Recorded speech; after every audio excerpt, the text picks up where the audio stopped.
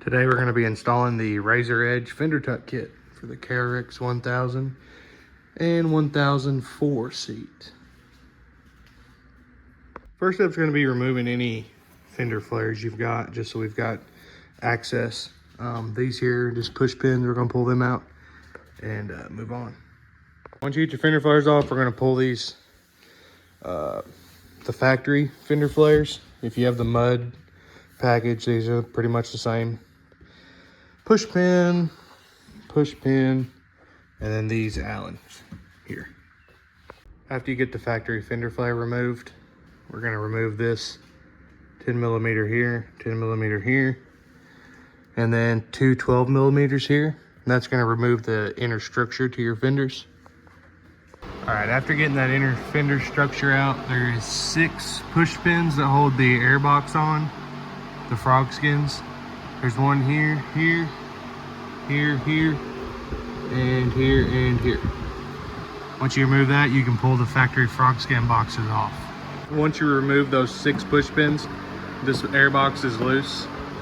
There's a gasket or a rubber hose here. If you kind of push it down, you can pull it out and pull the air box away from it.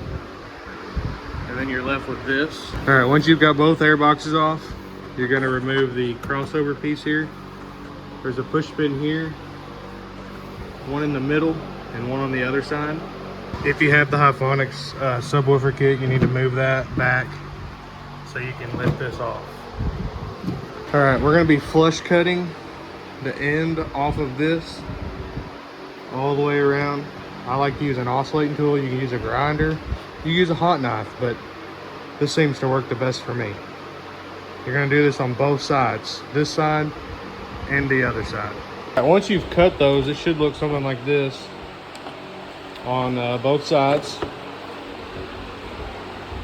We're going to mock it back up so we can cut the rubbers for the breathers on both sides. Once it's up there, you're going to want to take a Sharpie and kind of trace where you might need to cut to make this sit flush. And you want to do that for both sides. Okay, so you're going to see your mark here on both of them.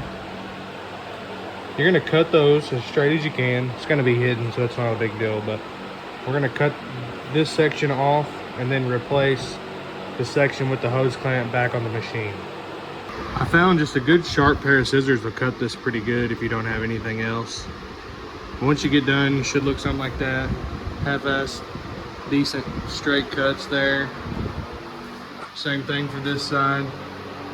Get it all cut, and then we're going to put the new intake covers on the old crossover box. You're gonna want to line these up as best you can. I'm by myself here, so I've got to set the phone down, but everything should line up good. Go ahead and put your new screws in, and then you can set this to the side. Get both sides put on, you can set it aside. And we're gonna move on to getting rid of this taillight area on both sides. And what that's gonna consist of is removing all the push pins here, here, here. These are kind of tricky. If you can get something underneath them, they'll pop open. I wanna say, yeah, there's one more here.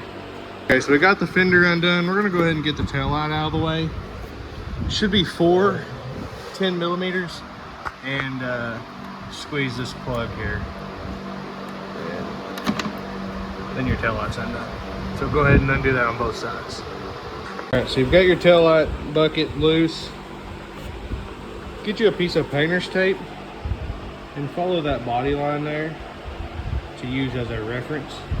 We're going to take our oscillating tool or our Dremel or whatever you got, and we're going to cut along that line. So it's one straight line all the way down. So once you've followed the body line and got that cut, we're going to cut our next piece following this body line all the way down to meet up with this one. All right, once you've got all that done, we're going to remove the outer fender here. There's 1, 2, 3, 4 push pins, I believe. A Phillips and then the Allen keys on the top. We're gonna take this fender off. The reason we're doing this is if you don't have the inner fender liners, it's not as important to take the fender completely off. But if you do have the fender liners, we're gonna go ahead and take the fenders all the way off. All right, if you don't have the inner fenders, this isn't gonna be relevant to you. But we're gonna make an offset of about a 1/2 inch all the way around the perimeter of this, all the way down to your lower outside fairing here. We're gonna trim that off, and that's gonna give us some room to pull those fenders back. If not, this stays in the way and it won't allow the fenders to bend. All right, now the fenders out of the way, using these recesses here, you're gonna put a piece of painter's tape or maybe a tape measure. Measure about 1.5 to 2 inches away from there and create a straight line. It's gonna go all the way from the back where this hole is back here. Kind of follow the body line there, follow that, follow that, follow that. And then you're gonna see this that holds the crossover piece. Just directly behind that, you wanna come straight and you're gonna cut this section away from this outer section. And then once you cut that, this whole section minus this screw should come off. So if you want to go ahead and take that out, you can, but if not, that's all that's going to be holding you. So we've cut that off, we've undone that screw. This whole section should come off. You can clean that up with some sandpaper or whatever, kind of file it. And make sure you're doing this the driver's side at the same time as the passenger side, or vice versa. You want to make sure you're keeping up with it, so you don't have to do this all over again. We've cut this back, if you have the inner fenders, about 1/2 inch. Now we're going to remount the fender here with the push pins, and this screw, or this Phillips, excuse me, this Allen and this Allen, and leave the rest kind of floppy. And then we're going to do a little bit of modification to that fender. Okay, so we put the fender back on with these two Allens, these. Okay, now we're going to take a drill bit, maybe 1/4 inch, and you're going to see where the factory plastic comes up. You're going to go straight in from that until you hit the corner of this body line. So just straight over. We're going to drill right here.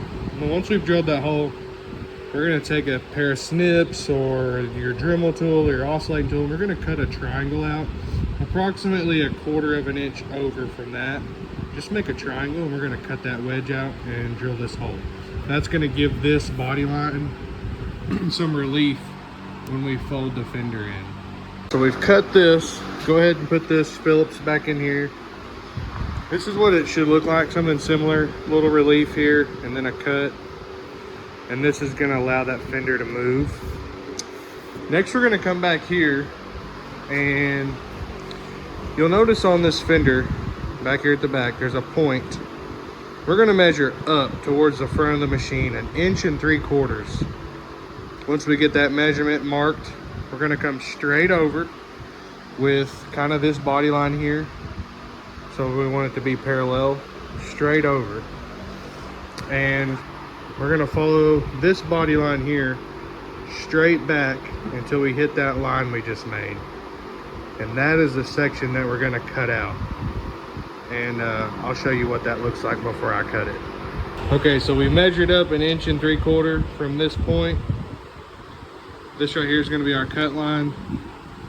We followed the body line straight back, and then I radius this corner just to make it look a little better. But if you can't do that, that's fine. And we're going to cut out this section, and I'll show you what that looks like when we're done. All right, so we've cut that section up. Notice this is straight, kind of comes and swoops over. Now that we cut that relief, it'll allow this body panel to come over like this. And now we're to the point where we can reinstall the new inner fender structure. We're going to reuse our old airbox push pins in the top of the fender here, since we no longer will be using those Allens. We're going to take our new inner fender. It's going to come in from the bottom, go up over your fender flare if you have it. Make sure you're not going to pinch any wires, and then it'll line up with our holes once we get everything lined up, we can put the bolts in it. Okay, so you're gonna notice that this is kind of kinked up right here. With 2 of those push pins left over from your breather covers, there's a hole inside of this, and I don't know if you can see it. I might can from down here. See that hole there? So you can mark it from the bottom and drill upwards. You're gonna put a push pin there to hold that down, and then you're gonna take another 8mm drill and just put another push pin somewhere in this area to hold that down, and then they'll both be held down. All right, so we've got the new inner fender structure mounted up. Those 2 push pins are in. It's bolted up down here. Now we're ready to move on to the new taillight buckets. And you'll notice this shape right here matches with, it's kind of hard to do with all this in the way, matches here. If you overhang your little tabs on the outside and mark your holes, then you'll be able to mount this on the back and put your push pins in it. And that'll help get you lined up for drilling holes in your fender. I forgot to mention, these are 5/16 or 8mm drill bit. Now that we got that drilled, we're gonna tuck this behind it and put the push pins in, and then we can make our holes to mount these to the fenders. All right, so we've got our new push pins also come out of the old tail light bucket. So we're not using those anymore, so we're gonna reuse them here. What you wanna do, once you get that in, is you wanna push up and get this as tight as you can. You know, you want it to look nice, and kind of like that. And then you're gonna go from the inside with a Sharpie and mark your holes.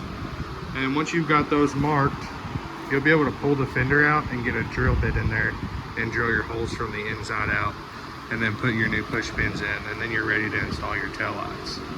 All right, we've got these drilled now. The inner buckets are in. Everything should be pretty stout. If you choose, you could run this line all the way back, you know, and cut this off. I choose to leave it. It's just up to you. But if you run that all the way out, it should line up with your tail light bucket. So we'll go ahead and get the tail light put in and make sure everything's finished up, and then we'll go on to putting on the air breather covers now that everything is ready to be put back together. All right, so we've got the tail light back in. It's plugged in. We're ready to put the inner fenders, or the fender flares back on, and then whatever mud flare you've got. I'm not 100% sure if all the mud flares are gonna fold good enough. You know, I can't test every one of them, but if you could put your fender back on, and then you probably might have to do some trimming on your extended fender flares if you have those. But after that, you're pretty much done, and then we'll go ahead and throw our cover piece back on, and you're ready to go. All right, both sides are done. Everything's buttoned up, good and tight.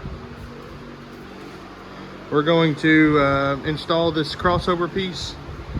Simply as tucking the little tabs in the 4 little spacers for the tabs, and then putting your push pins back in, and you've got this install wrapped up.